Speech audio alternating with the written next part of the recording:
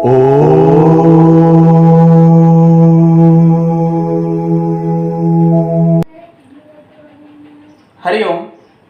नमस्कार मित्रों, स्वागत है आप सभी का एक बार पुनः इस संस्कृत विषय अध्ययन में। मित्रों, आज हम मालिनी छंद को लेकर के आप सभी के सामने उपस्थित हुए हैं। तो आपका इस चैनल में स्वागत है। आप वर्तमान में छंद का अध्ययन कर रहे हैं। तो इससे पूर्व वाले अनेकों वीडियो में हमने वसंत तिलका, शालिनी, उपेंद्र वज्रा आदि छंदों को पढ़ाया है। आप सभी YouTube की प्लेलिस्ट में जाकर के देख सकते हैं। तो अब हम आज यह मालिनी, जो एक बहुत ही सुंदर गेय छंद है, उसकी ओर बढ़ते हैं, उसका अध्ययन करते हैं, उसका लक्षण, उसका उदाहरण, उसका गायन अच्छी प्रकार से हम जानते हैं। तो इससे पहले यदि आप इस चैनल में अभी नए हैं तो आप चैनल को सब्सक्राइब कर दें और अन्य लोगों तक भी इन वीडियो को पहुंचाने का प्रयास करें। तो आइए हम आज इस मालिनी छंद को पढ़ना आरंभ करते हैं। तो सर्वप्रथम हम इसका लक्षण पढ़ते हैं। आप सभी वैसे भी इससे विदित होंगे, क्योंकि मालिनी छंद बहुत प्रचलित छंद है। कई लोग इसको बड़े ही सुंदर लय में भी गाते हैं, अपनी अपनी लय अनुसार। तो आइए हम भी प्रयास करते हैं। लक्षण: नानमययुतेयं मालिनी भोगिलोकैः, नानमययुतेयं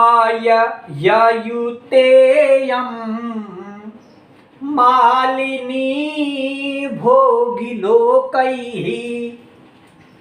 तो इसका जो नियम है वो है कि नानमययुतेयं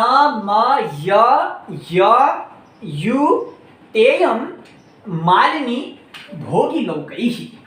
तो मालिनी छंद कहाँ पर होता है, उसमें कितने वर्ण होते हैं, कहाँ पर यति होती है, उन तीनों चीजों को हम जानेंगे। तो इसमें मित्रों वर्ण होते हैं। पहले सर्वप्रथम वर्णों की गणना करते हैं। जितने इस छंद के लक्षण में वर्ण होंगे, उतने ही मालिनी छंद के श्लोक के प्रत्येक पाद में उतने ही वर्ण होते हैं। तो आइए हम गणना करते हैं कितने इसमें वर्ण हैं। तो 1, 2, 3, 4, 5, 6, 7, 8, 9, 10, 11, 12, 13, 14, 15। तो 15 अक्षरों वाला, 15 वर्णों वाला यह छंद है। तो पहली इसकी यही पहचान है कि 15 वर्ण जिस छंद में हो उस छंद को मालिनी छंद कहते हैं। दूसरी बात, इसको हम लय से कैसे पहचान सकते हैं। तो लय यह है: नानमययुतेयं मालिनी भोगिलोकैः। कई लोग इसको दूसरी लय में भी पढ़ते हैं ऐसे करके: नानमययुतेयं मालिनी भोगिलोकैः, नानमययुतेयं मालिनी भोगिलोकैः। दूसरा क्रम हमारा लय है, जो हम लय के अनुसार भी इसको पहचान सकते हैं। अब हमारे जो गणों की व्यवस्था है वो जानते हैं। गण कितने होते हैं। तो मित्रों, इसमें क्रमशः गण शुरू में ही दिए गए हैं।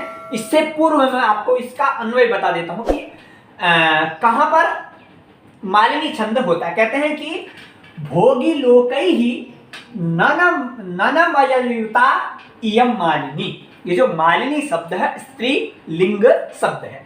तो इयं मालिनी नानमययु भोगिलोकैः भवति, अर्थात जिस छंद में एक नगण, फिर पुनः से एक नगण, फिर एक मगण और एक यगण, फिर उसके बाद एक यगण और फिर उसके बाद एक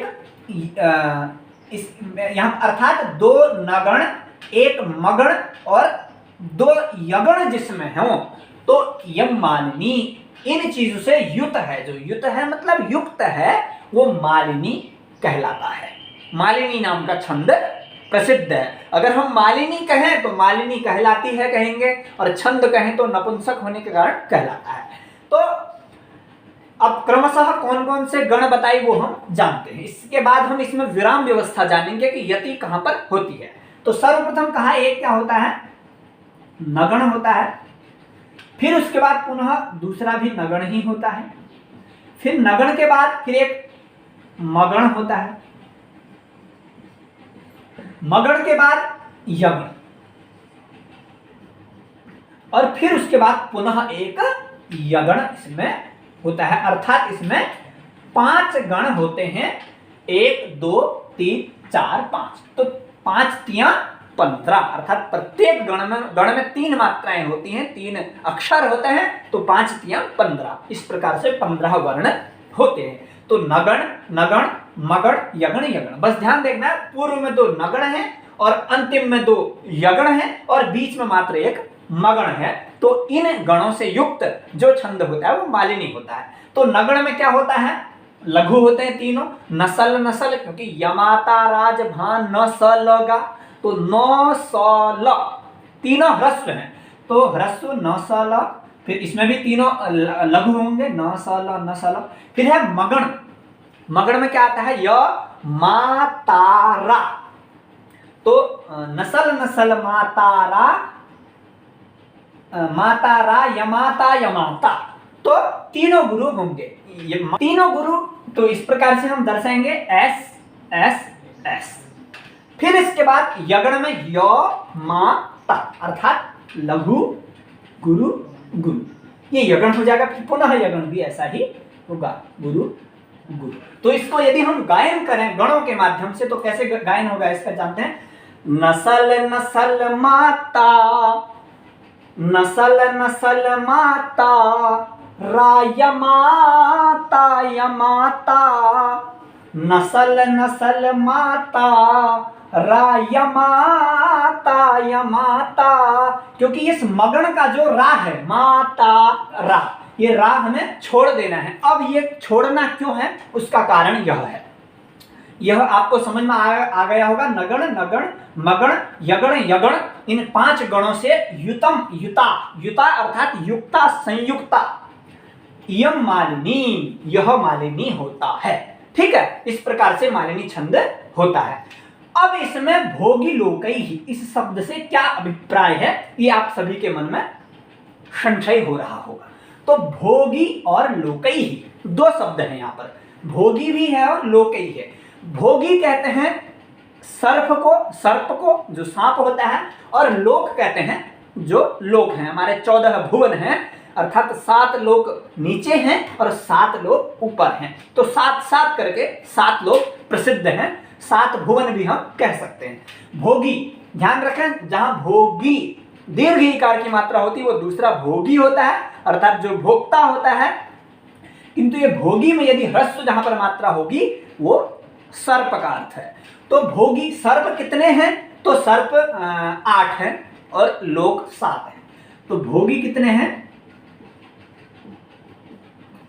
भोगी बराबर 8 और भोगी अर्थात सर्प, और जो लोक हैं वो है 7।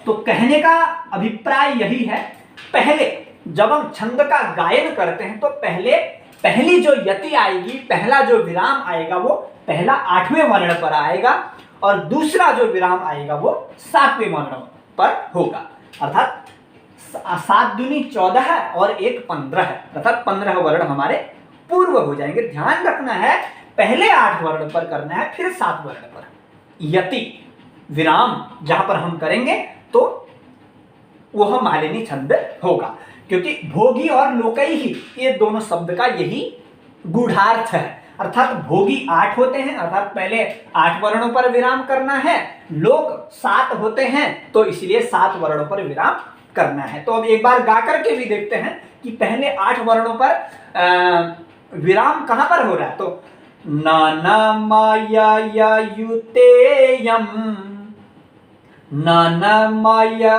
या युतेयम, मालिनी भोगी लोकैहि। तो पहले गिनते हैं 8 वर्ण हैं कि नहीं, 1 2 3 4 5 6 7 8, तो यम तक 8 वर्ण हो जा रहे हैं, फिर 7, यहाँ पर 8, यहाँ पर विराम होगा, फिर 7, 1 2 3 4 5 6 7। तो उसके बाद क्रमशः 7वें वर्ण पर हमारा विराम होते ही छंद खत्म हो जाता है। तो इस प्रकार से हमें ध्यान रखना है। तो क्या क्या हमें ध्यान रखना है, एक बार पुनः देख लेते हैं। जिस छंद के प्रत्येक पाद में 15 वर्ण होते हैं वो मालिनी छंद होता है, और जिस छंद में यह 5 गण होते हैं क्रमशः, कौन से, नगण, नगण, मगण, यगण और यगण, वो मालिनी होता है। और जिस छंद के पहले 8 वर्ण बाद फिर 7 वर्ण बाद यति होती है वो मालिनी होता है। और ननमययुतेयं मालिनी भोगिलोकैहि, यह लय जिस छंद की होती है वो छंद मालिनी होता है। तो इन 4 तरीकों से हम इस छंद को पहचान सकते हैं, और यदि आप अपनी कला से अन्य लयों में भी इसको गा सकते हैं तो आप उस प्रकार से भी इसको पहचान सकते हैं। तो याद रखें 15 वर्ण होते हैं, और क्रमशः नगण, नगण, मगण, यगण, यगण ये गण होते हैं, और पहली यति 8 पर, दूसरी यति 7 पर जिस छंद में होती है वो मालिनी होता है। तो आशा करता हूं आपको लक्षण में क्या छुपा हुआ है, मालिनी छंद को किस प्रकार से हमें जानना है, पहचानना है, वो समझ में आ गया होगा। अब हम उदाहरण को जानते हैं। उदाहरण में लक्षण को घटा करके देखते हैं कि घट रहा है या नहीं, क्योंकि अभ्यास से हम लक्षण को यदि घटाएंगे, अगर हम सभी छंदों के लक्षणों को घटाना भी यदि हम सीख जाते हैं तो हम छंद को आसानी से, सरलता से पहचान सकते हैं। परीक्षा में हमें कोई कठिनाइयां नहीं आती हैं। तो यह अभिज्ञान शाकुंतलम का उदाहरण है प्रथम अंक का। तो इसको हम पढ़ते हैं, फिर इसमें लक्षण को घटाने का प्रयास करते हैं। आइए। इदमुपहित सूक्ष्म ग्रंथिना स्कंध देशे, इदमुपहित सूक्ष्म ग्रंथिना स्कंध देशे, स्तनयुग परिणाहाच्छादिना वल्कलेन, स्तनयुग परिणाहाच्छादिना वल्कलेन, ननमययुतेयं मालिनी भोगिलोकैः,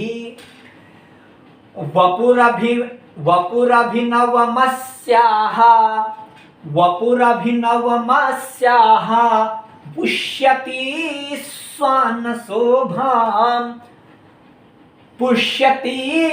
स्वानशोभां, कुसुममिव पिनद्धं पाण्डुपात्रोदरेण, कुसुममिव पिनद्धं पाण्डुपात्रोदरेण। इस प्रकार से इसका गायन करें। याद रखें कि इस तरह गायन हमने मालिनी छंद में ही किया था। अब हम क्रमशः गणों को मिलाने का प्रयास करते हैं। तो क्रमशः नगण होता है बोला पहले, तो नगण में देखते हैं ई लघु है, दो लघु है, म की मात्रा है तो लघु है। फिर उसके बाद प लघु है, ह में ई की मात्रा है, लघु है, और तो भी लघु है।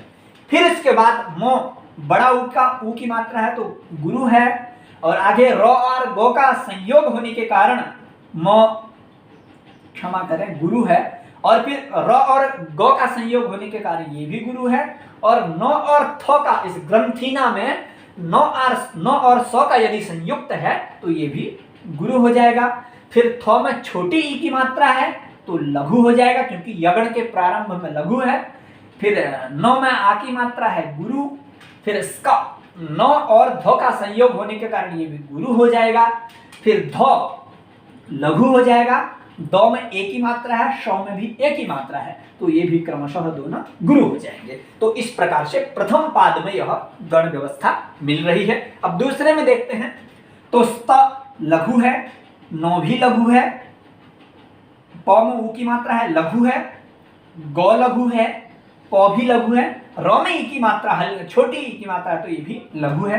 फिर ण में आ की मात्रा है, गुरु है, ह गुरु है, छ छादीना आ की मात्रा है तो गुरु है, लघु, नौ में आ की मात्रा गुरु, फिर व, ल और वलकलेन, ल और क का संयोग होने के कारण वह भी क्या हो जाएगा, गुरु हो जाएगा। और क्रमशः यह लघु, यह गुरु और न अंतिम वर्ण है पाद का, इसलिए यह भी गुरु माना जाएगा। अब तीसरे पाद की ओर बढ़ते हैं। वपुरभिनवम अस्याहा, अस्याहा अभिनवम वपुः, अभिनव वपु अर्थात इसका शरीर कैसा है, नया है। तो वपु लघु, पु लघु, र लघु, फिर भ में ई की मात्रा, ये भी लघु, न लघु, वह भी लघु।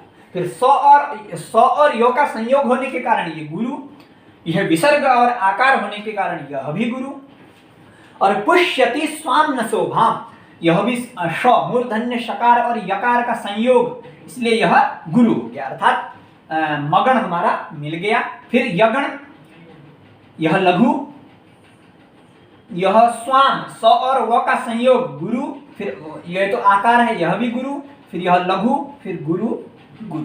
इस प्रकार से यगण, यगण, मगण, नगण, लगण, इस प्रकार से। अब अंतिम जो है उसमें कुसुम, तो कुसुम में तो दोनों में ह्रस्व की मात्रा है, कुसुम, कुसुम। फिर मी व पी, यहाँ पर ये भी लघु, लघु, लघु।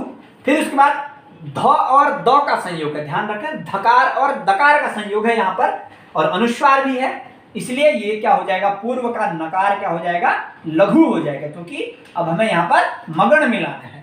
फिर उसके बाद ध अनुस्वार है ऊपर, तो ये भी गुरु, और पा, आ की मात्रा है इसमें, पांडुपत्रोदरेण, ये भी गुरु हो जाएगा। फिर यगण मिलाना है, तो यगण के लिए भी ये लघु, गुरु, गुरु। ध्यान रखें यहाँ पर दो त है, त्र, तो त्र दो त है तो संयुक्त है, तो पूर्व वाला जो प है वो भी गुरु हो जाएगा। फिर उसके बाद लघु, गुरु और गुरु। अंतिम वर्ण है दरेण, ण अंतिम वर्ण है, अंतिम वर्ण होने के कारण लघु होता हुआ भी गुरु हो गया, क्योंकि यह वैकल्पिक नियम है, आप सभी जानते हैं। तो मित्रों, आशा करता हूं आप सभी को यह मालिनी छंद का लक्षण उदाहरण अच्छी प्रकार से समझ में आ गया होगा। तो अगले वीडियो में अगला छंद लेकर के आप सभी के सामने उपस्थित होते हैं। आप सभी का धन्यवाद, नमस्कार।